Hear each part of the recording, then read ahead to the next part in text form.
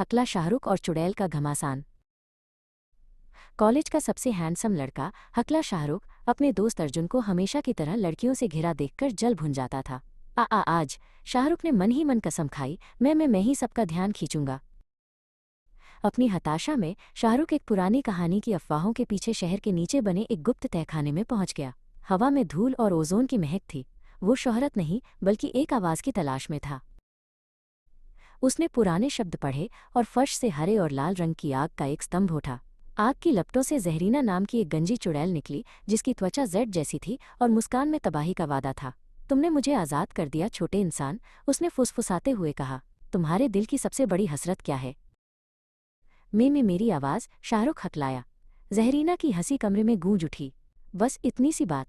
उसने चुटकी बजाई और एक तेज हरी रोशनी शाहरुख से टकराई, जिससे वो जमीन पर गिर गया।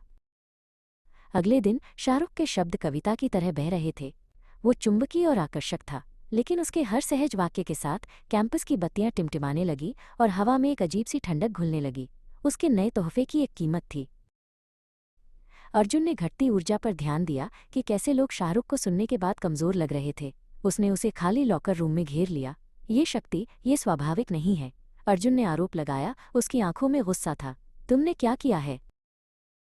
जैसे ही शाहरुख ने कबूल किया, जहरीना काले धुएं के एक बवंडर में उनके बीच प्रकट हुई। वो अब बड़ी हो गई थी, चोरी की हुई शक्ति से कड़कड़ा रही थी। छोटा वक्ता एक अद्भुत शुद्धावर्धक था, उसने फुफकारते हुए कहा, लेकिन मैं मुख्य भोजन के लिए तैयार हूँ। इस पूरे शहर की ऊर्जा मेरी होगी। हमें उससे लड़ना होगा, अर्जुन चिल्लाया।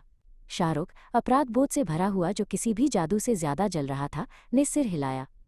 एक साथ उसने कहा। उसकी असली आवाज, उसका हकलाना, उसके दृढ़ विश्वास के साथ लौट आया।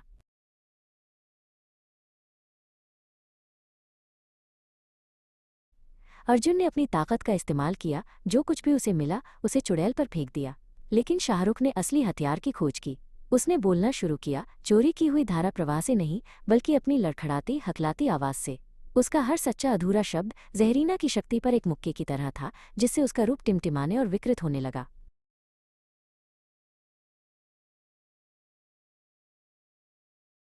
जहरीना चीखी, शाहरुख की आवाज की कच्ची, त्रुटिपूर्ण मानवता को संसाधित करने में असमर्थ। एक अंतिम पीड़ा भरी दहाड़ के साथ वो अंदर की ओर फट गई, वापस अपनी जेल में खींच ली गई। चोटिल और हाँफते हुए अर्जुन और शाहरुख मलबे के बीच खड़े थे। प्रतिद्वंद्विता खत्म हो गई थी। उसकी जगह दो नायकों के अटूट बंधन ने ले ली थी।